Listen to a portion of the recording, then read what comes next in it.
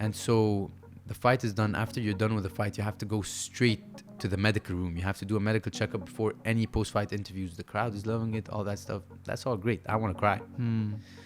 So I'm walking into the medical room.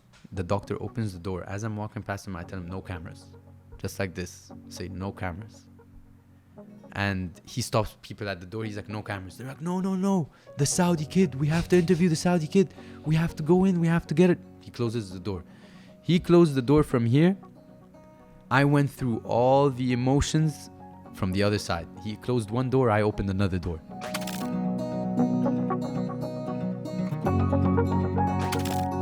Ziyad Almaayouf. Am I saying that right? Yeah. Zizo?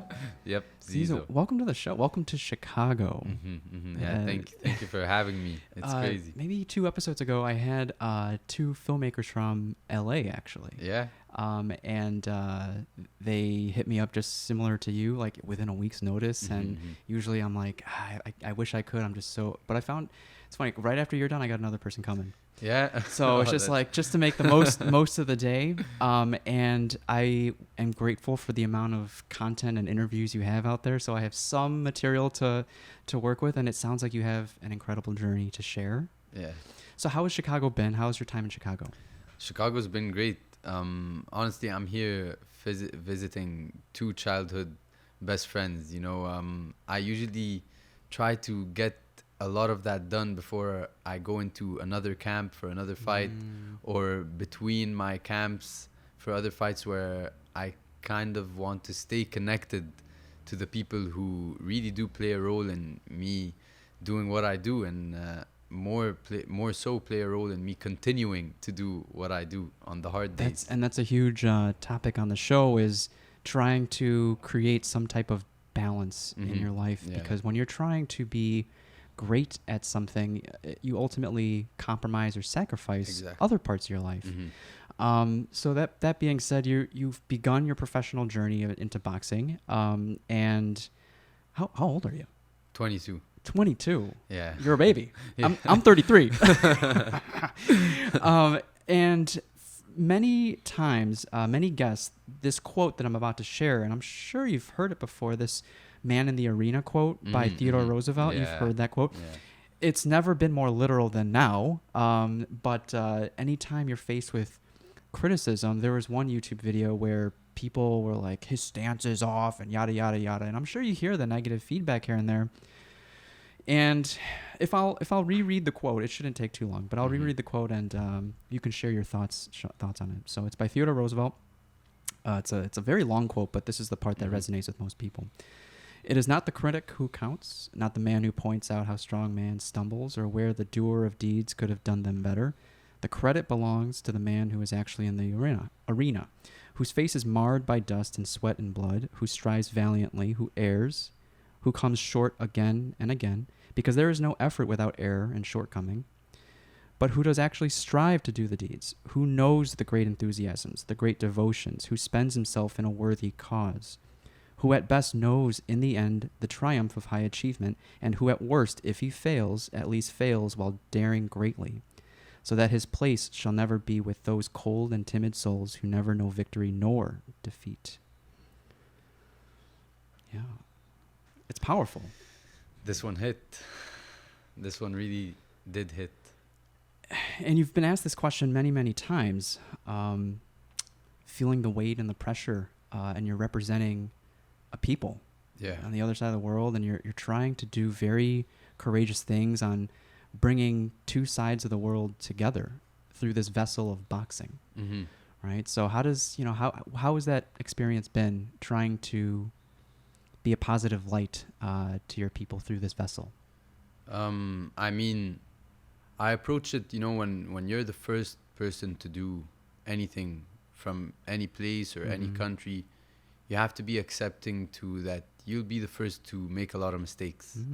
And I had to accept that early on, so I get through the mistakes. So the first solution to a problem is to accept that there is a problem, and to not even know what the problem is, but to first accept it. Once you accept that there is a problem, then it becomes much easier to know what the problem is.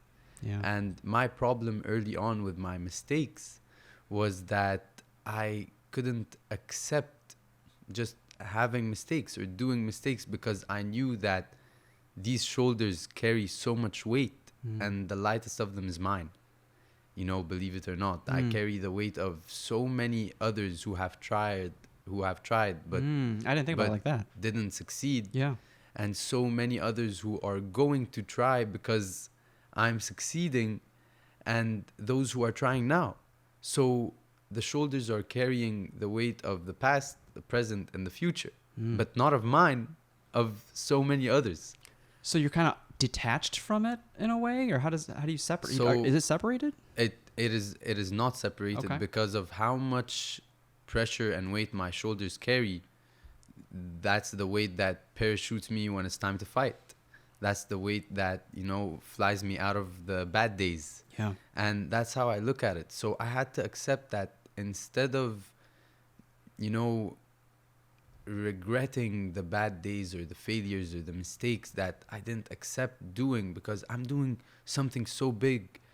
Why am I making mistakes so early on? How am I going to handle the bigger mistakes that are going to come later on? Yeah. And that's what's tough, is there are a lot of people that preach trying to visualize the end goal. Yeah. Visualize what it feels like, tastes like, smells like to be on that stage to win.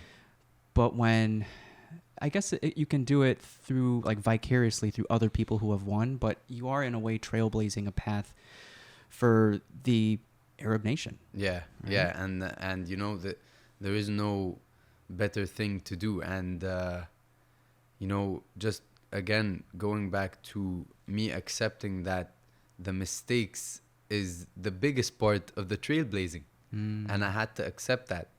And so many other athletes in the sport of boxing, in my place, their first few fights weren't under as much exposure as my first few fights are.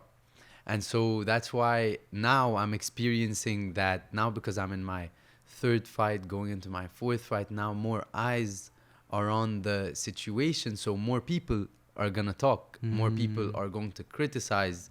More people are going to look for faults and mistakes. But here's the thing. When you expect something, once it hits you, once it comes into your life, it doesn't shock you. And so you are ready to deal with it because you've expected it. You know, it's like when you expect a guest to come into your house or your workspace, you know how to greet them. But if they come unexpectedly, you stress out and you start to worry about if they need something to drink, need something to eat, or if you even have something to give them to drink or to eat. Yeah. Same thing with problems and life struggles. When you expect them and you analyze your present situation, you start expecting stuff to happen, even if it ends up happening or not. And so I knew that the first few fights for any athlete in any sport turning professional, they'll have faults and they'll have mistakes. Okay. And so the only difference between me and the other even great fighters now is that their first 10 to 15 fights maybe weren't under as much exposure or as many thousands in attendance and millions watching around the world, you know? Yeah. So so that being said, you have a good mentality about criticism and negative feedback. You're also a very worldly human being, born in New York, raised in Egypt, and then you have also an Arab background. Yeah. And then now you're in LA, right? And I believe you said, like, if you didn't grow up in Egypt, would you not be boxing? Like, because you're doing it for something greater than yourself. Yeah. Well, right? I grew up between Saudi Arabia and Egypt. I'm from Saudi Arabia. My mom is Egyptian. And so I spent most of my time with my mom, but I was really between both. And if I wasn't raised in the Arab world, it's not that I wouldn't be boxing.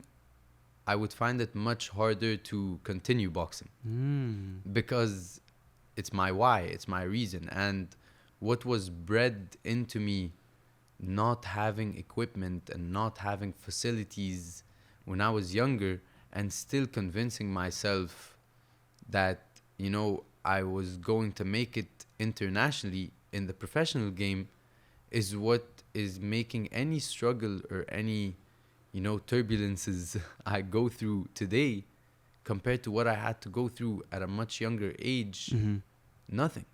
It's like I had to convince myself, even though I didn't even have a boxing ring, I didn't have heavy bags, I didn't have all those stuff that they have in the US or in Europe, all that equipment and all the IQ that the coaches have abroad. We didn't have that in the Arab world then. And so I had to convince myself that I was still going to catch up to the level of those abroad, and I was still going to travel abroad and make it abroad, even though so many have tried before me. So I learned something, though, is that what happens is the biggest reason that we often stop doing something in the middle of doing it after we've started it and not going through to the end is because we base it on the expectations and the timing of others, not our expectations and not our timing of doing that.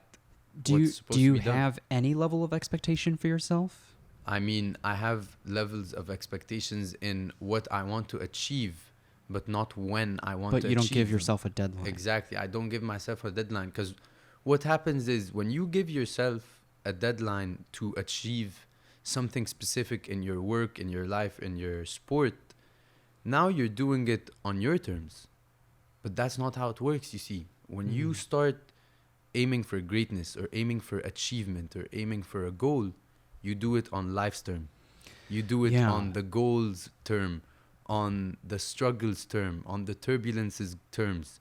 You don't do it on your terms, because if it was up to you, you'd go achieve it without any problems. There has to be an opportunity. Exactly. But life is going to throw something else and something very different at you. And so you have to be accepting that you're going to do it on life's terms. And once you start chasing greatness, chasing achievements, if it's small or big, if it's personal or for other people, based on life's terms, you start being more accepting to adapting. Well, you start going with the flow. Exactly. You're not fighting life. Exactly. Right? And that's what accepting to adapting is, because what unlocks new levels of abilities is times of stress. Times of stress, when we are put as humans, when we are put in times of stress and in times of pressure, that's what unlocks new abilities and new capabilities in us. We just don't see it in the beginning, or maybe some of us don't see it at all, because we're always thinking short term, or even worse, sometimes you're thinking into the future, or you're basing your thinking now based on your past. But when you stay in the present, you start then learning that the times of stress, what the emotions that you are going to go through short term is not the same thing that you are going to go through long term. You need to be accepting to that. You are going to get through times of stress and times of pressure because you are accepting that you are going to unlock new capabilities and levels in you to get through it. Yeah. And to add to that, we're not apathetic to life. We're accepting of life and its circumstances, but you're doing everything within your control to improve on your own time. Exactly. And it's all about, like you said, everything you can control. We have a misconception of what we can control and what we can't. And like I said, when we first started the podcast, the first solution to a problem is accepting that there is a problem, So first you have to accept that some stuff you can't control. And then once you accept that, you are going to easily identify and smoothly identify what you can't control. So I can control how I react to something when it happens to me, but I can't control how it happens to me or when it happens to me. Because sometimes what we wish to happen isn't what is written to happen. And our job is to adapt to what is written to happen. And then if you adapt correctly, that becomes what you want to happen in the long term. And so patience is where it really hits, because with patience, nothing ever happens to you. It all happens for you. You just have to be patient enough to let that work out and open up. Be patient enough to see that, Be patient enough to lose people, lose a job, lose in life. Because with patience, you're actually gaining someone at the end of it, gaining something at the end of it, gaining a job, gaining experiences, all of that. So patience and acceptance is a key. Have you ever been presented with an opportunity and not been ready for it? Oh, man. I mean, in the present moment, you always think that you are ready for it. I've been presented with opportunities where my pen is on the paper and it's about to touch the paper and someone has taken the paper away. You know? That's when you're about to sign one of the biggest contracts, or what you then think is the biggest contract of your life. Sure. The largest amount of money you could ever make. And it's like fishing, you know? You have the fish. Wow. And you're reeling it in and it's coming, and then it swims away at the end. It manages to get let off the hook, and that's what happens in life. Okay. Sometimes your pen is almost gonna be on that paper, and maybe someone else is gonna come and take that paper from you, or maybe that pen is just not gonna have any ink, you know? So I like that analogy. Yeah, so it's like you're gonna try signing, there is no ink, and that's when you're gonna be like, but I feel like I was so ready. Why is this not happening to me now? And why is this not working for me now? You have to trust the timing. And the only way to learn to trust the timing is to let time do its thing. You know, people are trying to rush time again on our terms. It's not on our terms. We were put on Earth with Earth's time, Earth's count of days in a year, in a week, in a month. We can't change that.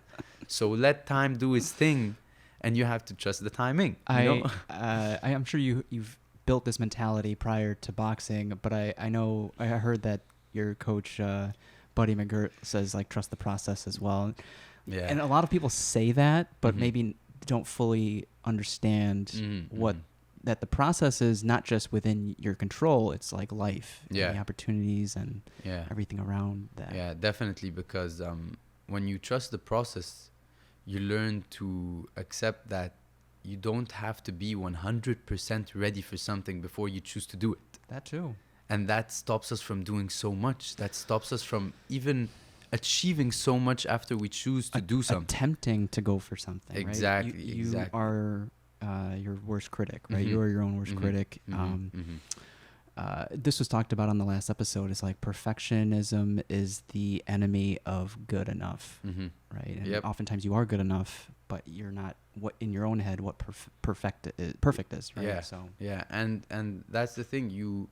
You are never, and I'm telling you, you are never going to feel 100% ready to do something before you do it. And if you feel 100% ready to do something before you do it, it's not big enough. It's not great enough, you know.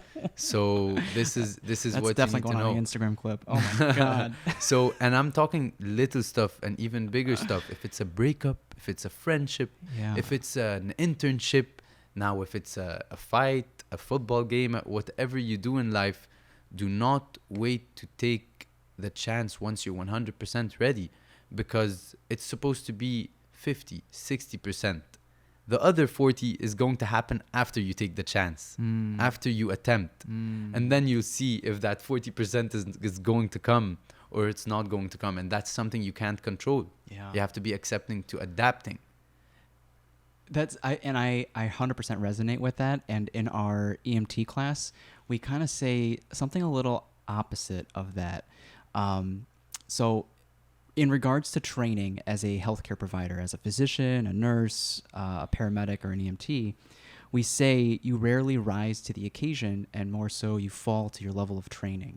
And so in a very stressful situation, you maybe it's different for boxing, but like, or maybe it's different for other things, but you rarely, in that small window, because you typically get what you call tunnel vision, right?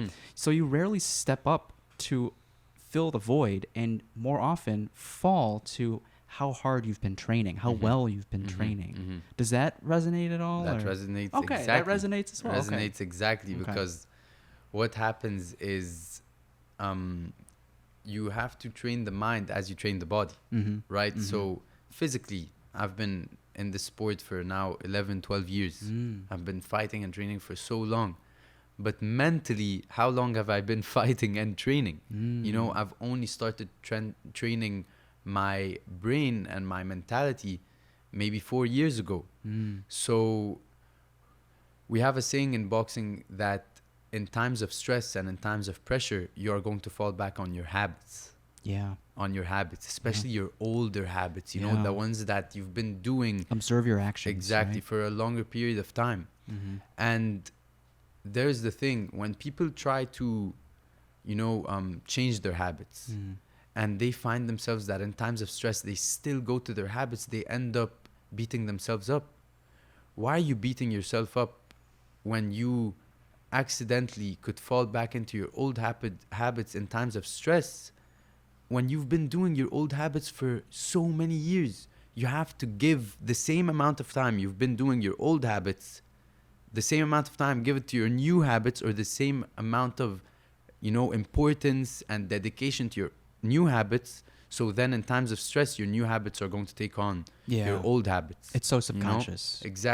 Exactly. So show yourself some grace. Yeah. So when we train for a new kind of defense or a new punch or a new tactic to face someone, sometimes if your opponent puts you in an amount of stress or pressure, if I've learned a new defense just a year ago, maybe in times of stress and pressure, I'm going to go back to my old defense, because this is deep down, even if I don't know it, but deep down, this is what my body trusts. This is what my brain trusts. So yeah, you can't rise to the occasion if you weren't trained to rise to that level of occasion. Yeah, and those are two separate quotes, like kind of two separate vessels. But so that being said, like what have you learned through coach or through, because you have a mental performance coach as well, to build new habits? Well, other than trusting the process, I mean, one of the biggest things I learned is to not judge my future based on my present. And that's what I find myself doing, especially when I first start camp for a fight. And, you know, it's okay to sometimes question and sometimes be under stress or pressure. I don't want people to think that because my mentality is so well trained or because I know what to do, it means I don't still do something wrong. I still make the mistakes. I still do everything sometimes wrong, but I'm accepting that in times of stress, I might do something wrong, and that's okay. But what am I going to do after that's going to get me on the right track? So sometimes I would call my mental performance coach at the beginning of camp, and I'd tell him, you know, I don't have my speed, I don't have my power, I don't have my defense, because I've just started camp. I've just started like doing those matches and training that you don't do out of camp.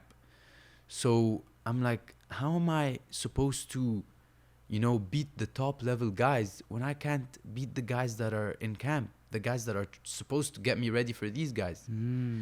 He's like, first of all, that isn't a question to be asking yourself now.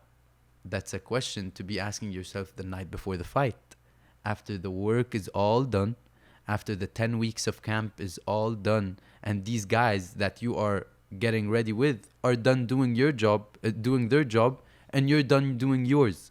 So ask yourself that same question in 10 weeks. I love that. And he said that. I love that. And that's so true. Why am I judging the result of my performance or even my performance based on the preparation of the result or the performance? Yeah. So don't judge the result based on, you know, the mistakes and the failures you are going to make in the preparation, but judge the result once the time of the result is going to come, because after all the preparation, you're going to be ready. So with having great people around you, it just emphasizes how important it is to have important or wonderful and great people around you, especially when's the last time you saw your family? Because you don't have your family here, right? Yeah, I don't have my family here. Well, luckily we just had Ramadan, the month where Muslims fast, and that I don't do camp, or we don't fight during that month. Okay. So I was just with family, but that's the month in the year where I see them. Okay. So other than that, I'm in camp training for a fight, or I'm fighting. And yeah, I mean, it's. But you've called your training team your family. Exactly. That's what I was just gonna say. So you have to find family in your team. You have to find family in your circle. And the way to find family in your circle is to find trust in your circle, right? But you can't expect to find trust in your circle without, you yourself making a mistake sometimes, or someone in your circle making a mistake. Being vulnerable. Exactly. But expect that. Expect a human to be a human. Expect a friend to be a friend, and expect your circle. You need to really analyze everyone, and you need to see how their personality is and start expecting some stuff from them. So rather than avoiding people or pushing people away, how about you start adapting to people and start adapting to their personalities as they are going to eventually adapt to yours. So if I'm friends with someone who, for example, I know talks too much, or likes to talk a lot of tea, likes to gossip. Sure. If one day that person, and they're in my circle, if one day that person talks about me to someone else, I expect that. So I'm supposed to fault them for something I know they would have eventually done, or they might do. If I know they might do it, I think it's up to me to adapt to the level or how much of myself I'm going to give them. So always know how much of yourself to give to people. Someone that you know and trust so well, and they would never talk about you, give them more. Someone who talks, maybe give them less. Adapt. That's such a great example of Jocko Willink's like extreme ownership. It's just like you are taking accountability for yourself. Exactly. And when you take accountabilities for yourself, you end up in life not holding grudges at all. You never hold grudges, because you just live and learn. Literally, I'm not just saying it. You are accepting more to I'm living and learning, because now you're focused on you and how every single time you make a mistake, you grow. Not every single time someone else makes a mistake. When someone else makes a mistake, you don't grow. But if someone else makes a mistake and I'm like, I made a mistake in doing A, B, and C that led him to that, then I grow. So I've unlocked a new level of capability. I've unlocked a new ability in times of stress. If someone is talking behind my back, I'm stressed in the beginning. Just in the beginning, you feel like... It's out of your control. Exactly. You feel like you're so stressed. But then you find a way to calm yourself down.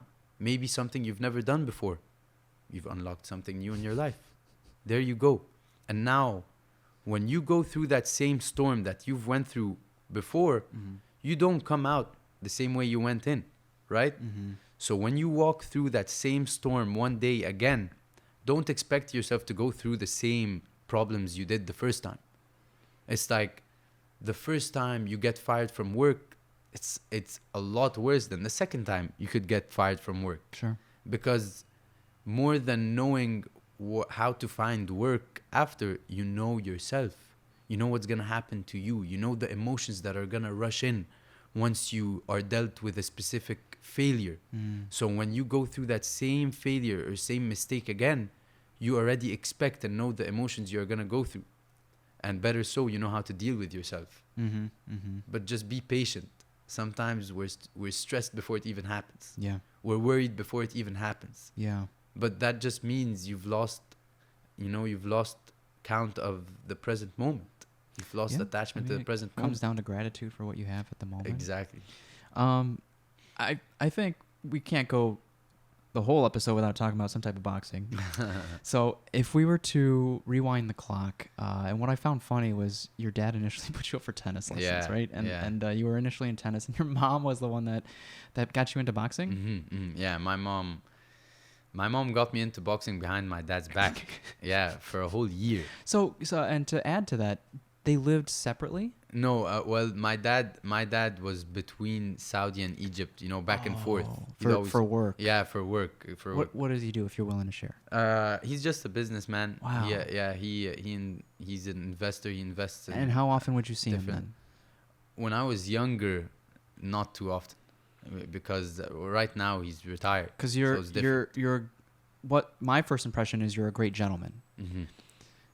Where would you attribute that to? Because sometimes, especially in Chicago, not having a male figure leads to some issues. So here's the thing. Yeah. Here's the thing. I wouldn't say I didn't have a male figure, but what my dad not being there often gave me is being a gentleman, because then my dad became a superhero.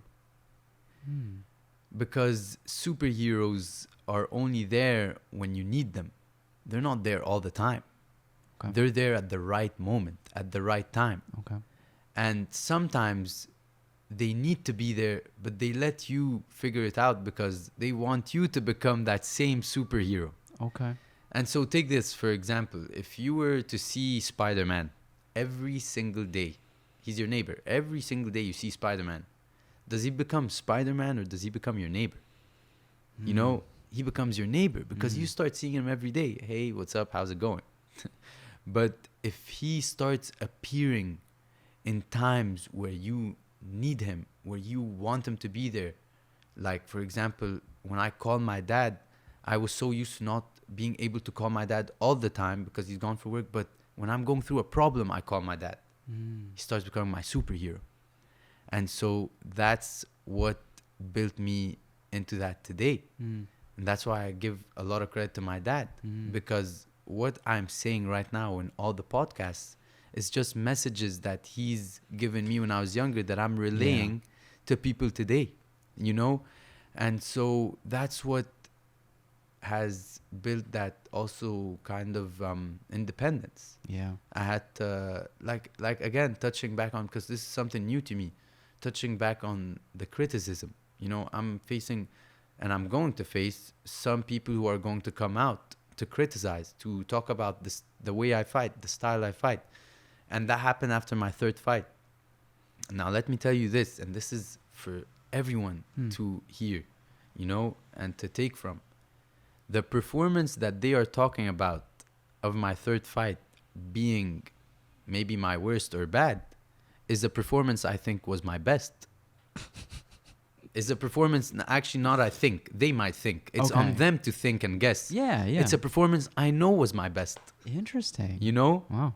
We had a game plan. I followed the game plan exactly. We had learned a new defense. I did that new defense exactly. We studied my opponent and we followed it from minute 1 until the last second of the fight. That exact same discipline in the plan. And so for me, when people came out and they started speaking about, you know, he has nothing, no talent, no this, it wasn't my time to showcase my talent and my power and my speed. This isn't the way to beat that kind of challenge.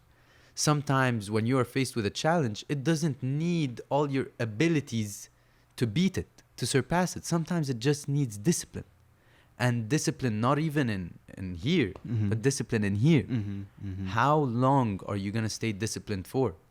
And that's why my last fight was my best performance for me.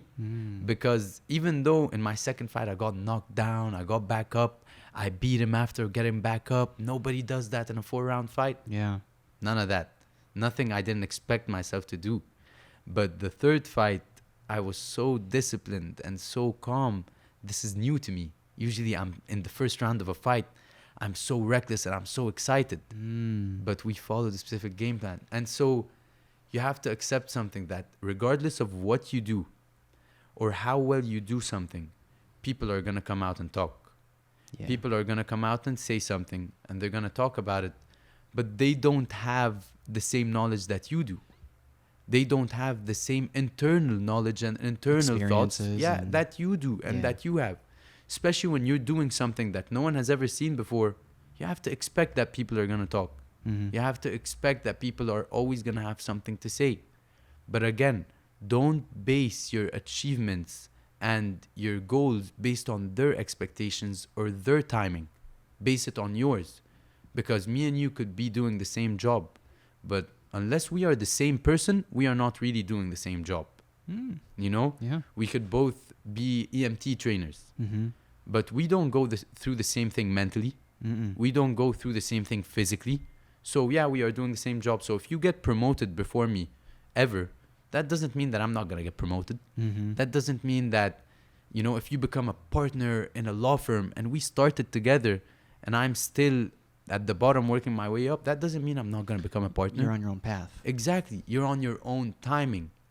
But you're on your own timing because that's life's term. It's not your term. You know, I want to be world champion tomorrow if it were up to me. Then I can retire and be happy, you know? But this is not how it works. I'm carrying so much. I'm doing so much right now. And, you know, I like to, I always like to, you know, say it's not me, it's God. You know, I just show up. But it's that weight that I'm carrying that makes me accepting to the criticism and all that. I accept you're going to do that. I expect you to do that. And when I expect something, it doesn't really bother me when it comes. Yeah. Speaking of doing too much, are you still in school?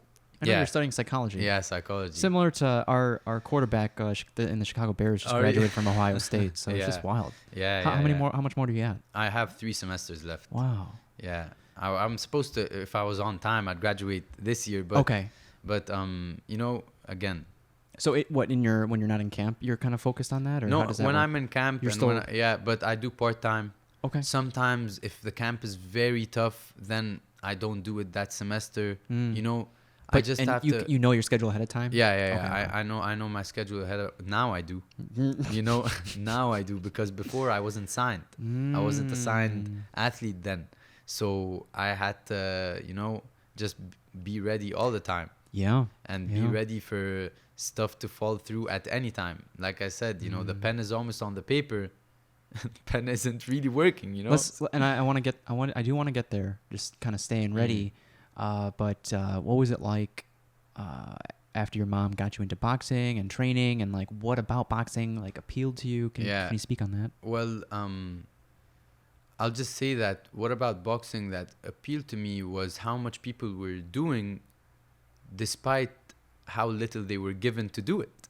Okay. You know, and that's what has kept me in the sport until today, and that's what's making me take on so many struggles and get through them today, because I was given so little compared to your average boxer today in Europe or in America. In the Arab world, I was given little to nothing to actually make it, you know. So I was just given a will. I was given a mentality. I was given, you know, just that no excuse mentality. Well, but what feelings did you get through boxing? Because what I'm gathering is, and I just don't know too many fighters. One of my best friends is a fighter, but like, you seem such a peaceful human being. It's just like, what about fighting attracts you? You know? You know, I love how. And I really want to touch on that, you know, because this is the first year where I've really started to feel that zen. Yeah, it's the beautiful thing about boxing is everything that you go through in boxing, you can relate it to life. And so it makes everything that you could go through in life relatable to boxing. So I'm a person that gets punched in the face, but I'm not allowed to get angry. Because if I get angry and I lose my head, I lose the fight. I can't follow my game plan. I can't stay disciplined from the beginning of the fight to the end. So if you are a individual that takes a punch from someone else, but you're not allowed to get angry at them, what do you think is going to anger me then? If you say something to me that's going to upset me, that can't anger me. I get punched in the face by people and I can't get angry. So your words are not going to anger me. A breakup, that can't anger me, you know. It might upset me, it can't anger me, you know. It's okay to be upset, it's okay to worry, it's okay to have doubt, but two things that make you, you know, that make it very hard to deal with these emotions is fear and anger. Fear makes you not be able to deal with worry or upset or doubt, or being upset or having doubts. And anger makes you not able to control being upset, being worried, or having doubts. So everything I went through in boxing, when I first started fighting, my first few fights, my first handful of fights, I lost all of them. I lost all the fights. In my amateur career back where I lost my first handful of fight, and I still kept coming back. I kept coming back, and I still had that faith of everything is gonna be okay. Did you? Is it because like you saw improvement every time that you kept coming back, or like what kept you coming back? It's because I know that, I was on a different timing. I was on a different road. I was walking a different road, where if I lose a fight, even though I feel like I'm getting better and better, losing and winning is not something I can control, because what I can control is how much I give, how much I try in that fight, and how much of my improvements I'm using. And many people might disagree, but this is what's working for me. This is what's worked for me, because we're sitting here today, or I'm about to fight now here today internationally. So it's what's worked for me. Maybe not necessarily what's going to work for someone else, but definitely what will work for everyone is being addicted to an improvement and not being addicted to the result. Once you're addicted to the improvements, you start being addicted to discipline, because you realize discipline is what brings the improvements. And once you start being addicted to improvement and discipline, you don't even have to think about the result, because it'll be there. The results are going to come.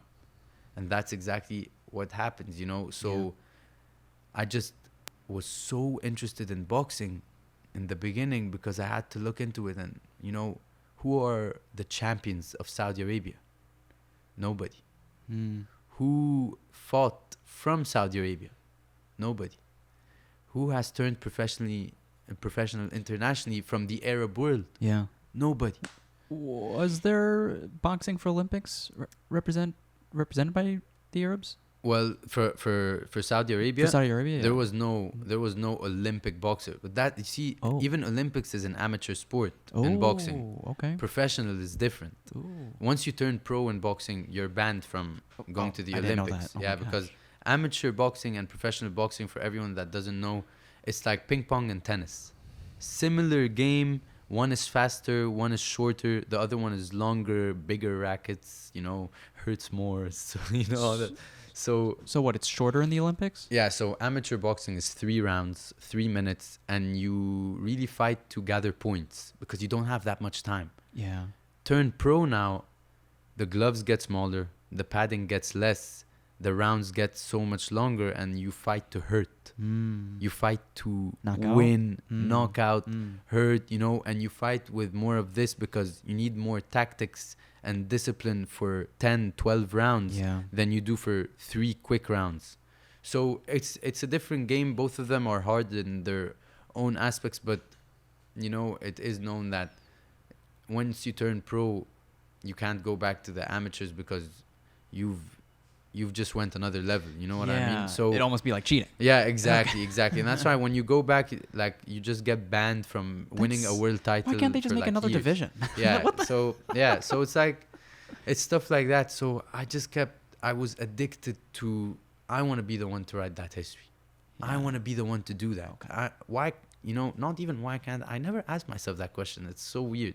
And this is the first time I say it out loud, because I don't want people to mistake it for arrogance, but now it's gone. But, strangely so, I never asked myself that question of why can't I be the one to do that? I just always asked myself, when am I going to do that?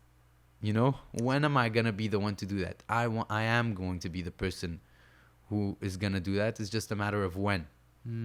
That's what I always ask myself, and it's strange to think about it now, because this is the first time I actually really think about it. But yeah, I can't remember a time where I asked myself, will I be the one to do it? It's just when.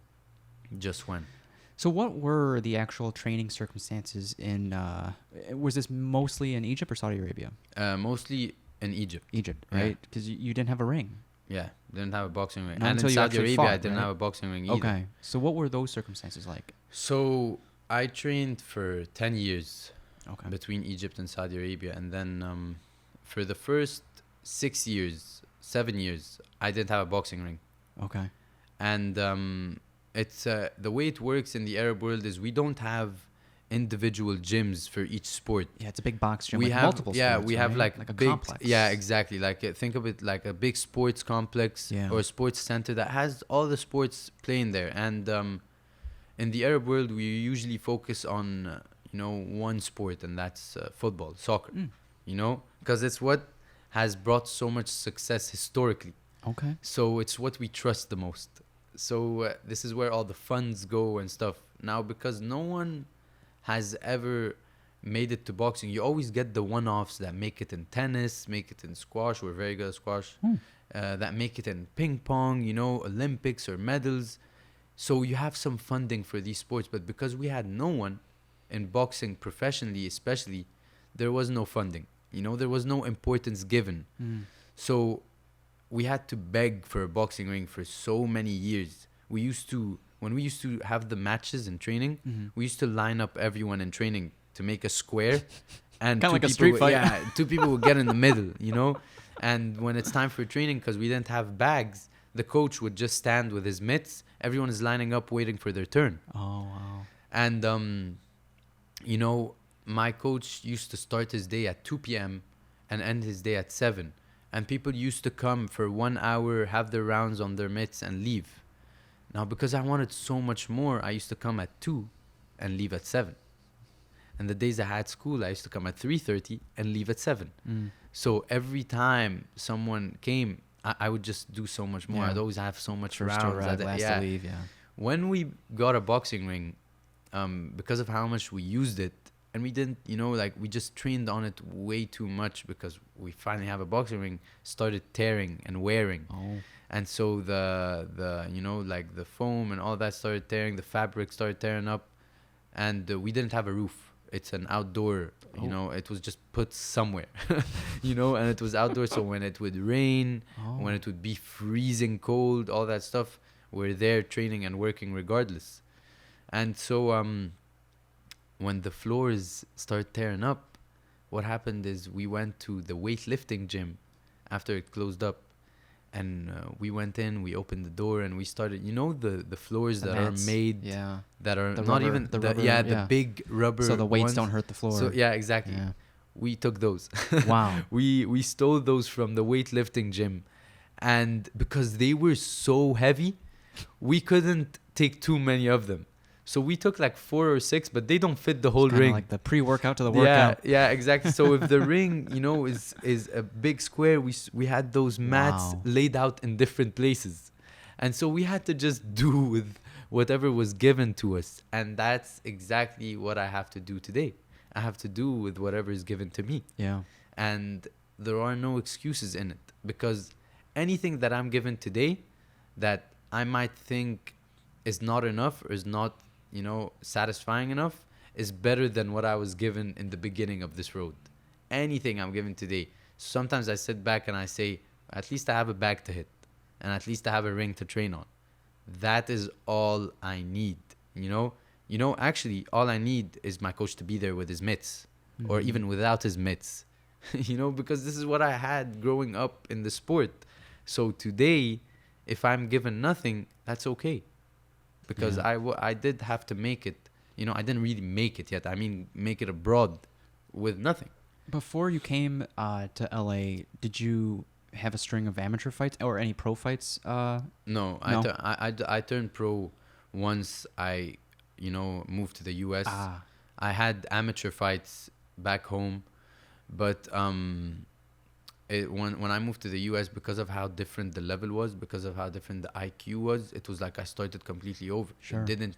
Sure. None of my wins back home meant anything. The only thing that meant a lot back home was how I was trained mentally and my fundamentals. Yeah. I was trained very well. I had a coach that really focused on the fundamentals. Your feet don't cross when you're moving. Your hands stay up. Head movement, all that. So my fundamentals were good. I took that with me abroad. But we don't have a high level of IQ in the sport because we are not exposed to the sport. We don't even have boxing on TV.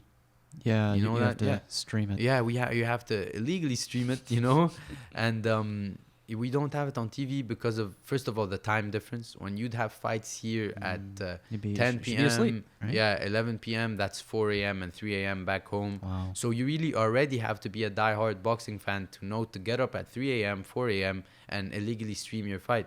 But no one will ever be, switching the channels on TV and accidentally fall in love with the sport because boxing is on TV. We didn't have that. And so, this is why I just think there's maybe a higher power to the career I'm on now. Something is happening. All of this is happening for a reason. You're just a vessel for it to flow through. Exactly. And if I want, my biggest goal, is to just change the perceptions and the conceptions that people have on the Arab world or the Arab people and the people of Saudi Arabia especially, and to represent my country, my family, in the best way possible, but more importantly, really change the perceptions of people because we fear what we don't understand. Oh, yeah. And that's okay, So I understand that many people haven't dealt with, Arabs, or they haven't went to a lot of Arab countries, but they hear a lot about them, and maybe not all of it is all good and not all of it's all bad, but most of it is negative because maybe not enough people have went. So now you have that Arab athlete that could break that international language barrier and that could, speak and show that we smile just like everyone else, we talk like everyone else, and we can fight like everyone else. So then I want to be that, vessel in the middle between the two worlds that brings comfort. It's like when people feel like they don't understand the Arab world, they remember Zizo. Oh, but we do know and look up to a figure and what he's doing. And that's what I want to do, That's why, to me, boxing is just, my way to the people. And what I achieve in boxing will determine how many more people I could get to. And that's why I'm so addicted to achieving in boxing, because I want to get to more and more and more people. And I want to have something no one can ever take away from me. Being in the history books. Being in the history books to be the first world champion for Saudi Arabia and the Arab world. The first undisputed world champion for Saudi Arabia and the Arab world. Do it in different weight classes. But you know how many people I'm going to reach if I do all that? When I say anything, you know how many people are going to listen? And I could bring so much comfort and peace and unity between two different sides of the world. That's what I want to do. It's kind of like Dennis Rodman going to North Korea. Yeah. Exactly. So it's like, that's what's so exciting. Yeah, that is exciting about it. And if it means that I lose a little bit of myself and I sacrifice a little bit of myself to get that done, I'm accepting to do that. I'm willing to do that. I'm willing to give myself and my... But it seems like you do take care of yourself enough, or first of all, Yeah, just the more I know myself, the more I understand how to take care of myself. And again, just never basing anything based on the expectations or the timing of others. For example, some people in their first year of turning pro, they usually fight maybe 6 to 7 times a year. I understand that. I know myself and I know what I go through mentally when I prepare for a fight because of the pressure that's on me. I know how dark sometimes it could get. So I know how much I'm able to handle. And I just base it on the present moment.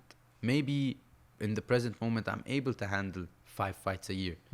Maybe one fight was mentally a lot more bearing than the other. So this year, I'm going to be able to handle just a 4th fight. And I only judge that based on after the fight is done or after the camp is done. Yeah.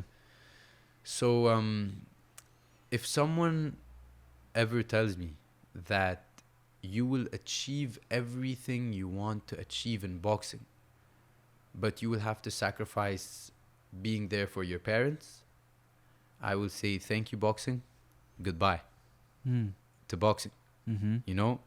Because I have morals and I have values that I was brought up with, and I really live for my parents. So the 1 month a year is enough for you? Yeah, because it's not enough for me. Yeah.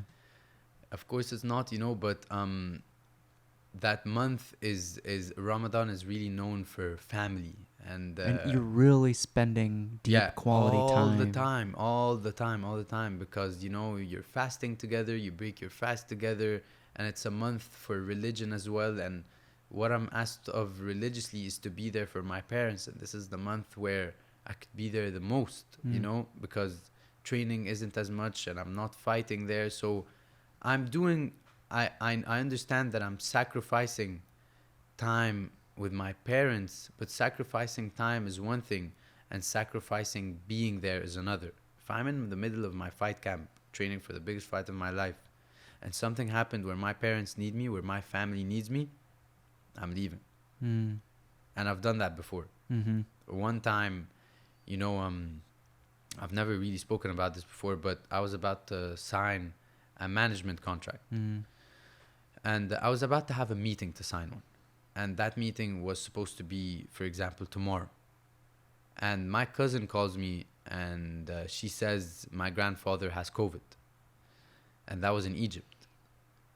And I booked my flight right there and then. Oh. I didn't even tell the people I wasn't going to make it to the meeting, because nothing was going on in my head than to go back, because I knew the medical situation in Egypt. I knew the hospitals are filled up and he's going to be treated at home.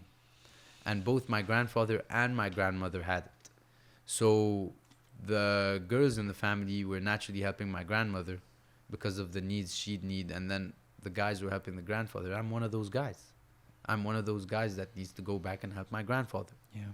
So go back, miss my meeting, miss what I thought was the biggest contract of my life, miss what I thought was the biggest money I was ever going to get in my life.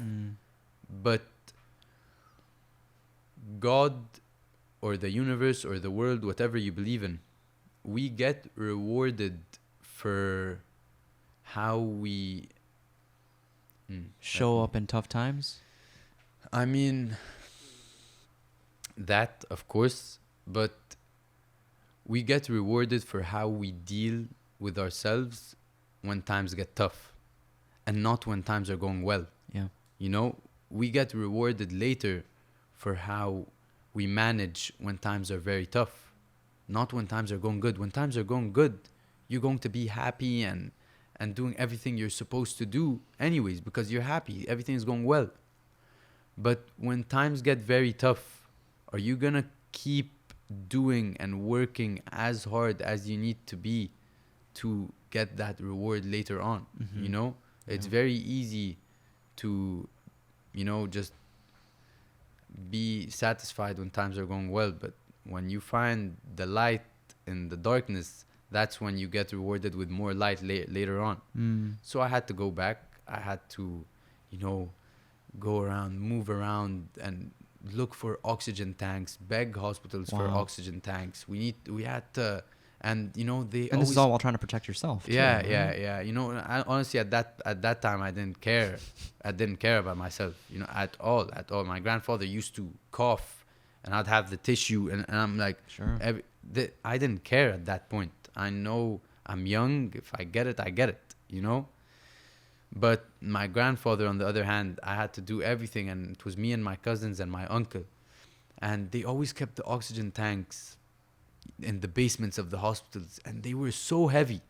And we used to go down there and get the oxygen tanks, go up all the stairs again, and we'd go from one side of the country to the other side looking for oxygen tanks and all of that stuff. And my grandmother made it through, but my grandfather passed away. But just the fact that I was there for him, up until the end. He passed away from what comes to you after COVID, not the COVID itself. And just the thought of me being there, you did everything you could. Yeah. No regrets. Exactly. No regrets. If I had stayed for a contract or some money, God. I would imagine that.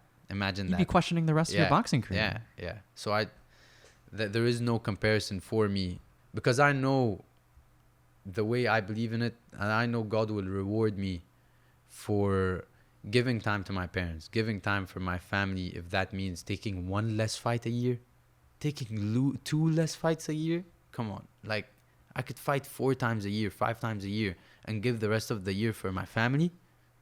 What, like, 2 fights, the 2 more fights, I'm going to get rewarded with later on. So I find that balance.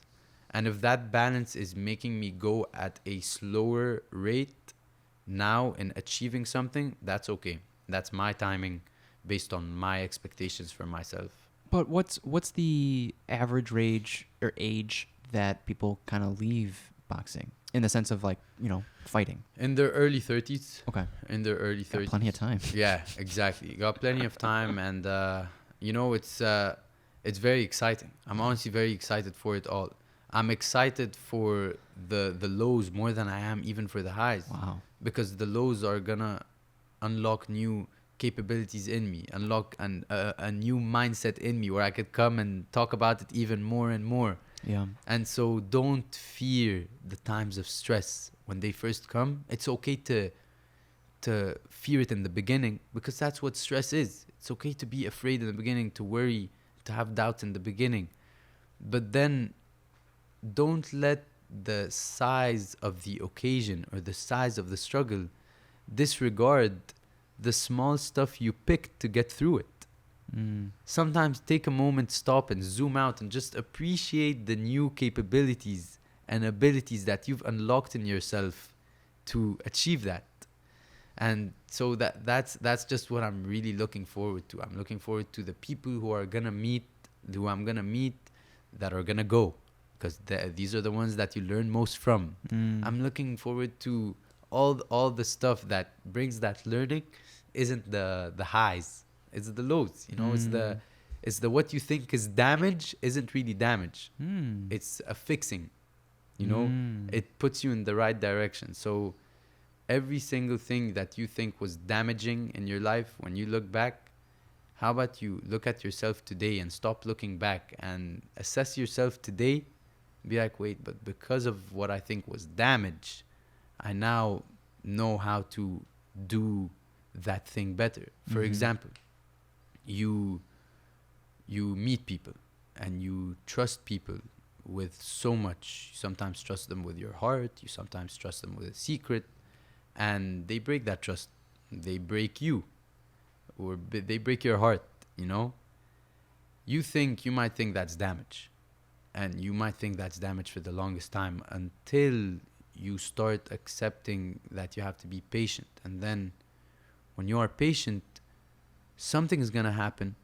Someone exactly like that person is going to come back into your life, and you're going to be like, I've seen that before. I know what that could do. I know how to do it now. I'm not telling you to avoid it.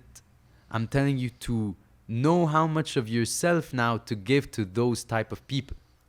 The people who you've seen exactly like them, that ended up breaking your heart, breaking your secret, breaking your trust. Just know how much of yourself to give to them. Don't avoid them, because then they win. If you avoid them, if you push them away, they win. The person who did that to you, he or she wins. But if you know now yourself, and if you know how to deal with that specific situation, how much of yourself to give to the world, to these people, you win. Because you've learned. Yeah. You've now fixated in you know, in something new in your life. So damage is all perspective. What you do with the damage is all based on perspective. Take it with a perspective of, now I know what to do in my life. Now I know what to do. And that's why as you grow up, as you go through more experiences, the more you'll never feel 100% ready to do anything. Every single time you're going to feel like you're 100% ready for a phase in your life, you're going to go through another phase in your life. Yeah. You're going to go through another year, grow up in your life. More courage, yeah. A new phase means new leaps of faith, new risks of not feeling 100% to do them, but feeling more confident to do them regardless of not feeling 100%. Yeah. And that's the difference between courage and cowardice. Right? Exactly. Yeah. Exactly. To go back to family, I don't have too many Arab friends, but I'm curious, what is the dynamic like? How do the people like on like typically show love, or like what's their love language? Is it, you know, words of affirmation, physical touch? Because I didn't grow up with I love you or hugs. And it was only because of this Western culture and having friends in the Western culture that brought me onto that. In the Arab world, it's more of unity. Okay. It's gatherings. Okay. It's, you know, when it's time for dinner, it's all at the grandmother's house, the grandfather's house. Everyone has to be there, the uncle, the aunt, you know. And you're going to find, this is very, very familiar in the Arab world. It's very common, where the whole family lives in the same building. Yeah, okay. Yeah, so if there's a building of, 7, 8 floors, it's just a building for the whole family. Everyone has their floor, everyone has their apartment, and when it's time to eat, we all go to the grandmother. That's so cool. Yeah, so it's all, love language is really in the unity and in the gatherings. And that's why I always said, so then how do you go so long without that? That's so tough. Exactly. That's the compromise, right? That's the compromise. Oh, that's the Sacrifice, compromise. yeah. People might think, it's easy, or maybe for you personally it's easy, but for me personally it's not. And the fighter is the battles he faces outside of the ring, not inside. And so I just understand that there are sacrifices I have to make and there are risks I have to make, but this is what makes them happy. Really? My achievements. This makes my mother the happiest person in the world. Oh my God. So when I travel, when I leave, I'm traveling now to make my mom happy, Isn't that as a child? Are you an only child? No. You're not an only child. Yeah, but we're a large family. Isn't that as a child the only thing you want to ask for is I want to be seen? Exactly. And it's now the way I think about it now is I want my parents to be seen, and that's why I do so many of these podcasts, so many of these messages where I say I'm just relaying messages that they've given to me when I was younger. Because when I'm speaking right now, that's my parents. When I'm achieving something, that's my parents. That's what they've taught me. My mom put me into boxing. So when I become a world champion, who really has become the world champion? My mom has become the world champion. And this is just what I love about doing what I do. Now, I'm not saying that there is no reasons that I'm doing this for myself. Of course, when you're addicted to the improvement, you're addicted to improving yourself. At the end of the day, I'm the one that's going to be fighting my opponent in there. It's just me and God, So if I'm going to be the one in there, I'm going to be the one that has to be ready. I'm going to be the one that has to have the skills, the defense, the offense, And it's different for me, though, because I missed out on so many years of experience that fighters have now that are on the same road as I am, same age, same level. We're going up together, but they had so many years. That's why I have much longer camps. That's why I spend so much more time training and so much more time doing more mental performance or all of that stuff, all those little extra stuff, because one day when it's time to fight one of them and we're fighting for a title or we're fighting for a title eliminator, I'm not asking myself that question of, will I be able to do it? No, I've gained back those years that I've missed by the months that I've done more than you in camp. I've gained back those years by the amount of other trainings that I've done that you don't, So that's what I really look at it. And I said that at one of my fights, is that the warrior and the coward, they both feel the same thing. It's what they do with it that makes them different. And that's why you have to be accepting to feel what sometimes the coward feels. But what you choose to be with it, to do with it, is what makes you the warrior. And so just always choose to be the warrior. It's sometimes okay to feel like you're the coward, but make that choice to turn that into being the warrior. Because imagine this. We have so many people, and this happens often in the world. We all go through struggles. We all go through conflicts. Some people go through it worse than others. But now imagine this. Imagine if you change your mentality from you are the one that needs to be rescued to you are the ones that are going to rescue. You are the one who is going to rescue. Now that you've went through it, or even before you go through it, what's going to get you through it is thinking, I want to get through this, so I start rescuing anyone else that is going to go through that.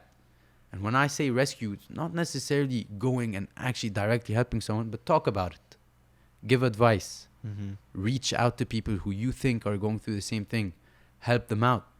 Rather than after you go through it, you sit there and now you are waiting to be rescued. I need someone to come and rescue me. I need someone to talk to. You know?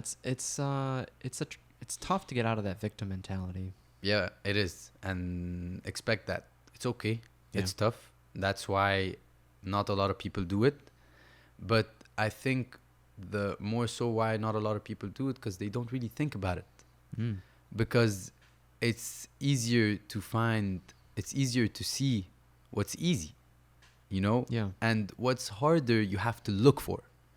So the victim mentality is easier to find because it comes faster. But being the hero, being the one to rescue, you have to go and look for in yourself. You have to go and look for, and it takes more time because you're going to have to help one person, 2 people, 3 people. Then you start feeling like I'm starting to rescue. Yeah. So, fast forward, you are looking for more resources. How'd you end up in LA? I only knew one thing when I was back in Saudi Arabia and in Egypt. I only knew that I knew who Manny Pacquiao was. Yeah. He was like the great then, and I knew who his coach was, and I knew where that gym was, and it was in Freddie Roach, and I knew that the gym was in LA. And so when I was applying for universities back home, I said I'm only applying to LA, and it's LA only. Okay. That's it. And I applied to everything, good, bad, you know, everything. I just wanted to go to LA. I wanted like a valid reason. So I went to LA. And I walked into the gym, met Freddie Roach. That was crazy, you know. I met Freddie Roach when I walked in. The access to a coach like that is what should it be harder? I don't know. Why is it so easy? You see, it's insanely hard. It's extremely hard. You know, you could see them around, but the access to training with one is very, very hard because they have to see something in you before they start training you, and you know they have to see something in you that's not boxing. That's not how well you box. They can teach box. Right? Yeah, exactly. They're great for a reason, because they could teach you to box, but you can't teach heart. You can't teach that, you know, that never give up mentality. That you can't teach that. You can't teach so much stuff in your personality. I guess like fighting for something greater than yourself. Yeah, exactly. Definitely helps, and right? That's what got me to Coach Buddy, and that's how a Hall of Famer like Buddy McGirt was able to take someone who didn't have any amateur experience, who I can tell you right now, because so his previous trainers or fighters were they were all pros. Yeah. I was the only one that trained with Buddy when I was an amateur. Okay. You know, he had pros, and he had high level pros. Okay. And then there comes me, who didn't even have his pro debut, and not only that, didn't have an amateur experience, and not only that, was nowhere near as good as the guys who are pros now. Nowhere near as good. You're talking about you. Yeah. I could say it now because it's different now. Yeah. Because, you know, he's turned me into something else, but then I was nowhere near as good as the guys in the States. Nowhere near. You know, not even the high-level amateurs. Did you look forward to that, though? To how much you had to gain? Yeah, I loved that because I always loved, you know, the improvement. But you see, the mentality was different, though, because I had to work twice as hard as everyone else to become as good. Yeah. So how do you convince yourself to keep going when you have to work twice and 3 times as hard only to be as good? With patience. Once you know that eventually working 2 times as hard and 3 times as hard is going to get you that habit of working harder, you know, on just in general, eventually when you work 3 times as hard just to become as good, you will become better. Yeah. And they will stay just that good.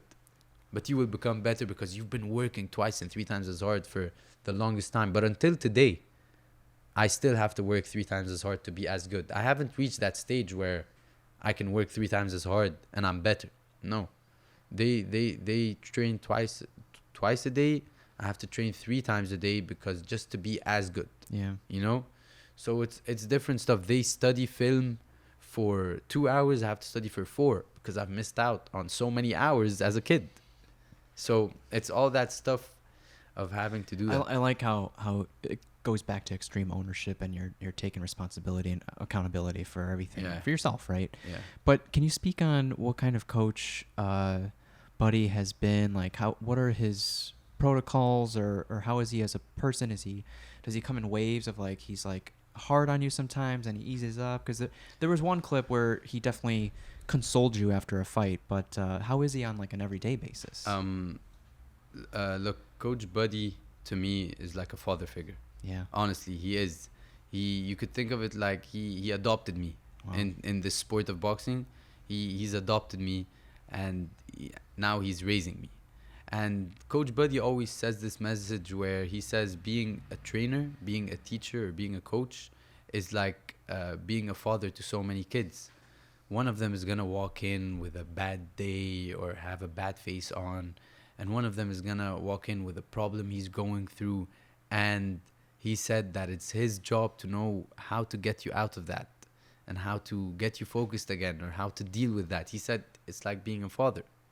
And so that's why I travel with Coach Buddy everywhere. Wherever he goes to train anyone, if it's in the UK, if it's in different parts of the States, I go with him. Even if it means spending every single penny I have on apartments, houses, hotels, it doesn't matter because I'm so, You're all in. Yeah, I'm all in. And I trust him so much that I trust he's a huge part of a return on investment, in the future, and now just spending time around him. And so when you train with someone who's done everything that you want to do, who's been through everything that you are going to go through, you start being a lot more confident having them around. So Coach Buddy used to fight at the same exact weight classes I used to fight in. What was it, welter? Or? Yeah, lightweight and welterweight. Okay. And he won world titles in both.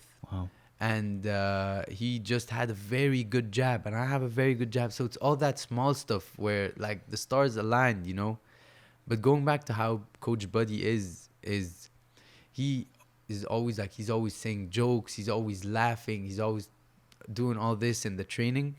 But when it's time to get real, you're his son. So he doesn't want to see you get hurt. And he wants to see you at his best. And so that's how he treats it. When it's time to get hard, he gets hard. And when it's time to be tough, he gets tough. And he always says, like, when I'm tough on you, it's because I know how good you can be. And he always says something that I go back to and I take it with me in life. Coach Buddy never expects me to do something and do it very well. But Coach Buddy expects me to try it. If I do it well or I don't do it well, he doesn't care. He just wants to see me try it. And once I get a mental block because I've tried it so many times and I've failed, and now I'm worried to try it, because the punishment in the sport of boxing to trying something in the ring is a punch. It's not, you don't lose a point, you don't lose a game, you get punched when you try something that doesn't work, especially if it's new to you. You have to go through so much mentally because the mistake is held accountable by a punch. So Coach Buddy gave me that thing where he says, why aren't you trying this? Why aren't you trying that? And sometimes he's like yelling at me. I'm like, I am trying. He's like, no, you're not trying. You're not trying. And he keeps saying that. And he says, I don't care if you try it and it doesn't work. I don't care if you throw the punch and it doesn't even land. Just throw it. Just try it. Because then the repetition of doing something right is not what brings the result. The repetition of trying to do something is what brings the result. Hit or miss. Eventually, the more you try it, the more you start to hit than you miss. Life is a game of iterations. Exactly. And that's what he taught me. He taught me that what matters most is that I'm actually trying to get it right. And no matter how bad or difficult it gets, it doesn't stop me from trying. And I have to keep trying it and trying. That's where the saying of trust the process comes in. Trust the process. It's something new. You're learning something new. Try it. And that's where I take it from him. That's inside the ring. Outside the ring, Coach Buddy is so calm. And that's why I took so much more from him. He's exactly like my dad. You know, my dad is so calm too in situations, no matter how bad they get. And same thing with Coach Buddy. And so, for example, does that come from being in high stress situations? Yeah. Okay. Because of how many situations they've been put through where they had to come out of. You know, my dad has been through so much in life and so much criticism and people that did him dirty and all that. And then Coach Buddy has been through the same outside of boxing. And in boxing, he's been knocked down, had to get up and win the fight, has dislocated his shoulder, had to win fights using one arm, all that stuff. So what really are we going to go through in life that's going to be worse than that? When you could get punched in the face and you have to remain calm. Where you could dislocate your shoulder in a fight, but you have to remain calm.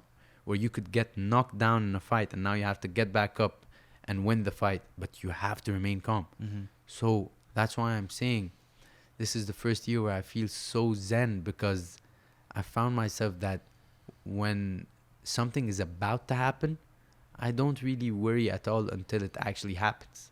No matter how many signs are showing me that it might happen, I worry only when it happens. And even when it happens, I don't worry too much, because I just trust whatever is going to come out of it, whatever is going to come from it, I will be able to deal with. Maybe not straight away, but eventually. And even if I don't deal with it straight away or eventually, even a longer part of it eventually, I will go through the same thing one day, same situation, same storm, where I will be so good at dealing with that problem. So that's just how I see it. So Coach Buddy, after the first fight, my first fight, for example, I knocked my opponent down before I knocked him out. I knocked him down and it was the first round. Adrenaline is all high. I'm writing history. First Saudi Arabian boxer, this and that. And I knock him down, and I've been visualizing this moment for so long. I'm very big on visualization and all of that. So I knock him down, and I look at Coach Buddy in the corner. Like this. Just like that. And instantly, I take from that energy. I took from that energy. It's not done. Yeah, and what that gave me is that it's not done. Yeah. He got back up. So he didn't lose. Yeah. Right? And just like in life, you got knocked down, you got back up. It's not done. You didn't lose anything. Yeah. And so even the commentators in the fight spoke about it. They said what's surprising them is, even though it's my first fight and it's a new experience, I'm not going at him. You didn't let it get to your head. I'm not going at him recklessly, or I'm not throwing every punch I have to knock him out after he got back up. Went back to my normal game plan, to my calmness, my jab. I stuck to it. And that part of it came from the energy that Buddy was giving me. Coach Buddy just gave that, and he said that he didn't even clap. He didn't clap, you know? And so that's how I just ended up being so calm through the same shots again and knocked him out at the end. But then I was put in that same situation. Were you got knocked down? Yeah, I got knocked down in my second fight. Now, look, to be honest, it was my second fight. I was practically the co-main event of the fight. So it's only my second fight. And I'm fighting in front of 30,000 people. With like Jake Paul? Yeah, in a full stadium. Yeah. And I'm back home and I'm seeing on TV, some people are walking in like, are you excited for the fight? And they're like, which fight? We're here for Zizo. You know? Jake Paul and Tommy Fury are fighting, but they're like, no, what? We're here for Zizo. Wow. So I love that though. You know, pressure is a privilege. And it just means that some big things are coming at you, and you have the privilege of being able to handle that. So, but again, I always said to myself inside the locker room, round one, I'm going to be calm. Because the first fight, round one, I wasn't calm. I almost got taken out there in the first 10 seconds. Round one, I'm going to be calm. I'm not going to let the crowd get to me. I go out, I find 30,000 people. How do you not let it get to you? Yeah, exactly. And screaming my name. Wait, was that wasn't, was that the fight where like you came out and you like flipped your like, exactly. flag like over your face? Over I'm like, no, face, you didn't mean to do that. Exactly. And I just go out. People are chanting my name, shouting out, these are the dreams. You're now living your dreams, you know? And I made the mistake of not visualizing that fight week. I didn't visualize that. So I didn't know it was new emotions that I'm going through that. So then round one kicks off. I want to knock him out. I want to get, the adrenaline is in there. I'm throwing everything I have. I'm not even boxing anymore. I'm fighting now. I'm just running after him. Boom, boom, boom. He clips me with a right hand. Not even a good right hand. I just ran into it. Boom. He hits me. I drop. To everyone in that stadium, I got up in 8 seconds.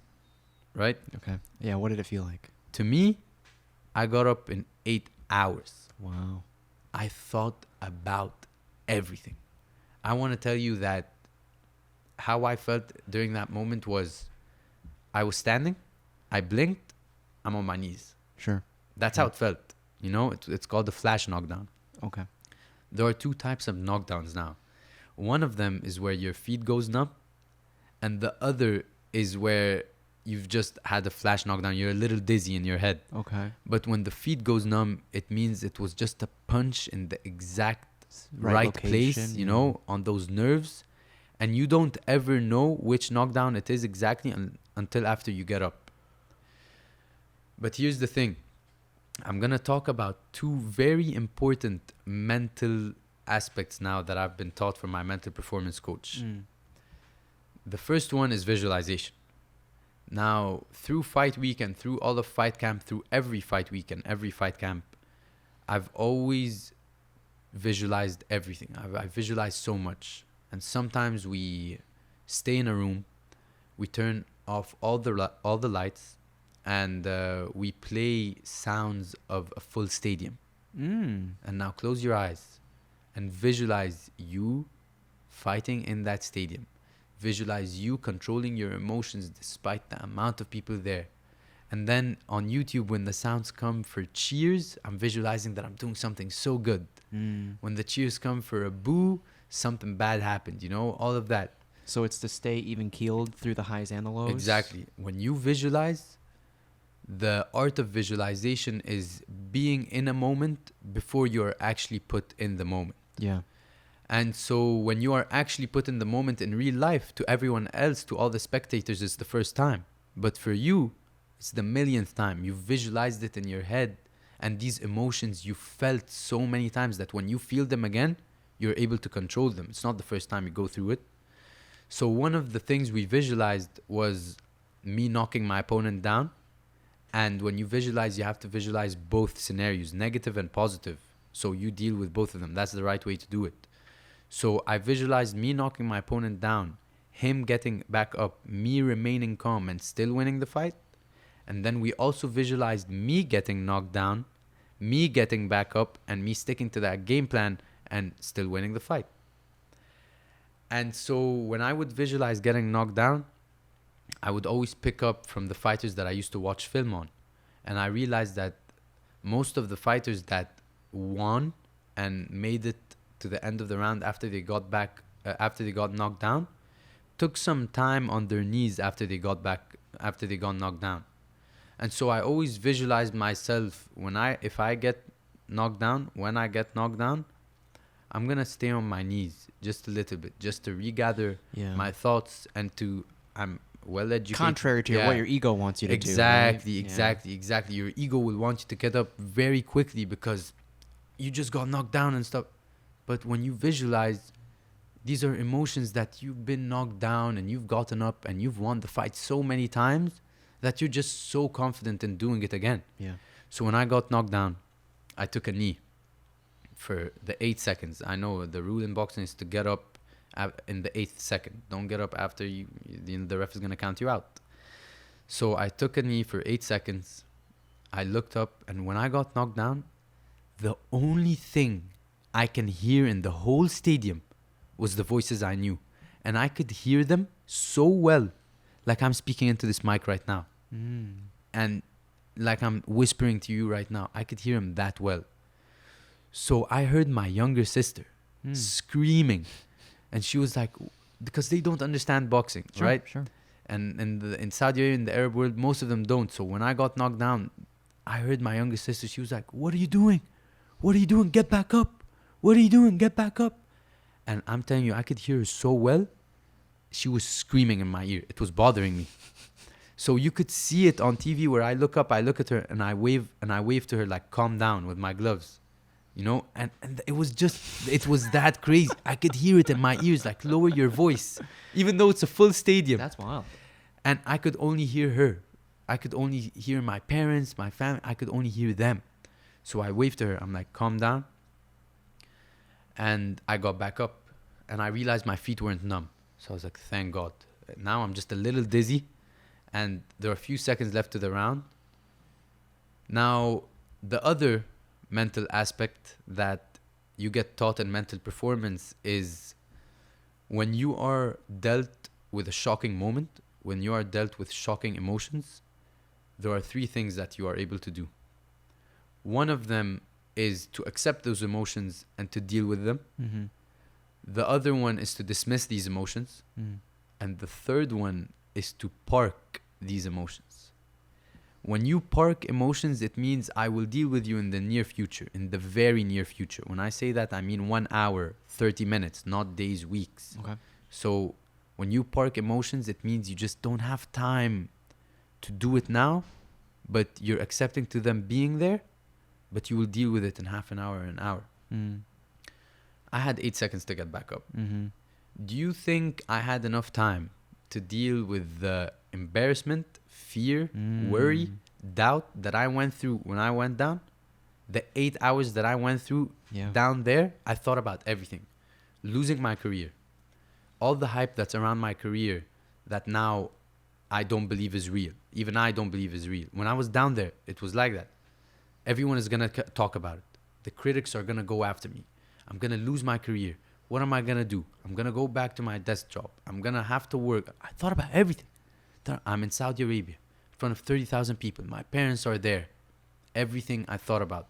I even thought about what I'm going to do after. What am I going to say after to the people? What am I going to say in the interview after I've lost? I thought about all of that. All of that as I'm down there. And so I parked the emotions. And I didn't have time to deal with the emotion of fear, embarrassment, doubt, and worry, you know? I visualized me getting back up and winning the fight and sticking to my plan. So now I know what to do because I've done it for so long. I've gotten back up, stick to my game plan, go back to being calm, and I'm going to win the fight. The one thing I didn't visualize was, what is he going to do after I get back up? And I start worrying a little bit. And the ref is like, show me, walk to me. I'm walking to him. He's like, are you ready to fight? I'm like, yeah, I'm ready to fight. Box. I start worrying as ever. The kid starts rushing me. Then comes Buddy. He's gonna rush you. Throw a 1-2. I did it like a robot. The kid starts rushing me. I stand my ground. He said, stand your ground, throw 1-2. I stand my ground. I throw a 1-2. I nail him right to the chin. He gets dizzy. He goes back to the rope. Round ends. Oh, okay. Wow. Because it was 15 seconds to the round. You fell to your level of training. I felt my level of training mentally more than I did physically. Yeah. Because the visualization, the art of being there before you're actually there, when I was actually there, I've been there. So I was so calm. I went back to my corner. What Buddy did was exactly this. He told me what I was hit with, because sometimes you don't know. Yeah. He was like, listen, you got clipped with the right hand because your left hand was low. Keep your left hand up. Boom. It's done. It's in the past. It's done now. This is how we're going to win this fight. This is what Coach Buddy does. Whatever is in the past, happened in the past. Whatever moment you just went through, you've went through it now. There's no need to be attached to the emotions that you have went through a moment. There's no need to be attached to emotions that you have went through in a moment that's already passed. Mm-hmm. Once the moment passes, it doesn't care if you're going to pass with it or not. So it doesn't care if you are going to let your emotions pass with the moment as it goes. So time moves, not caring if you're going to move with it.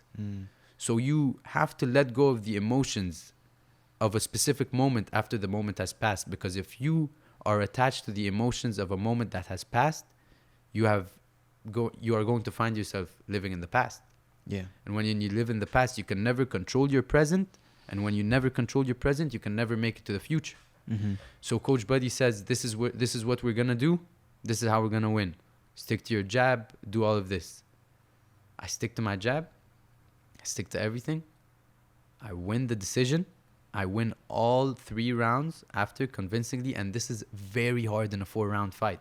In a 4-round fight, when you get knocked down, you lose 2 points.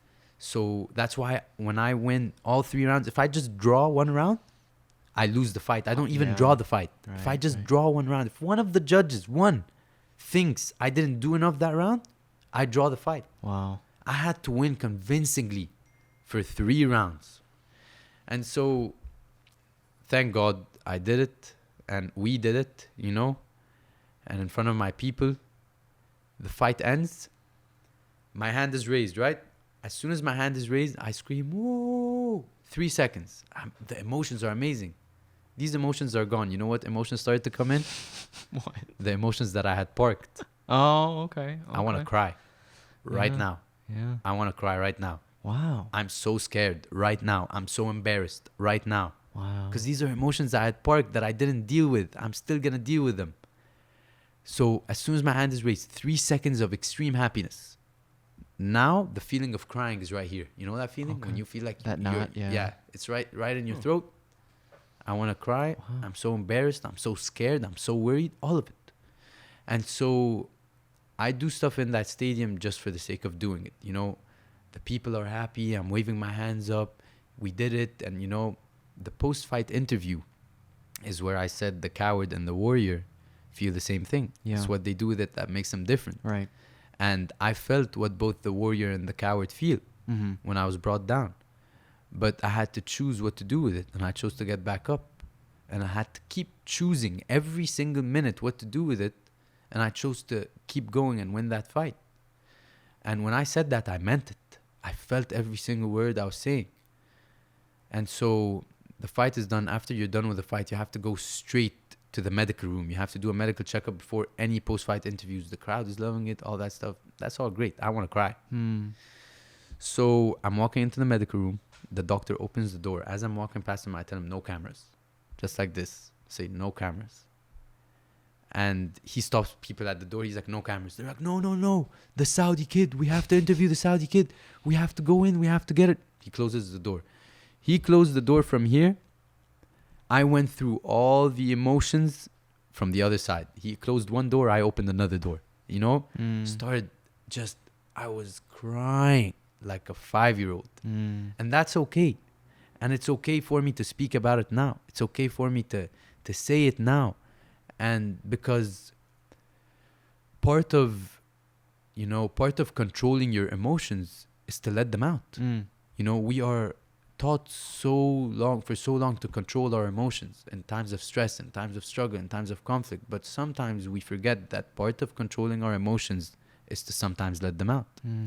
And because I parked these emotions, now they're going out in the doctor's office as he's checking my blood pressure, checking if I have a concussion, all that stuff. I'm just tearing up and I'm crying. I'm crying. And why are you crying? I'm crying because of the moment I went through in the first round. But you won, I know. But I didn't deal with the emotions. Didn't have time to get dealt with when I got knocked down because I had 8 seconds. It's fight or flight, you know. And I chose to fight. But now the emotions of the flight are kicking in. But what matters is what I did in that present moment. And I got up and I won the fight. That's what matters.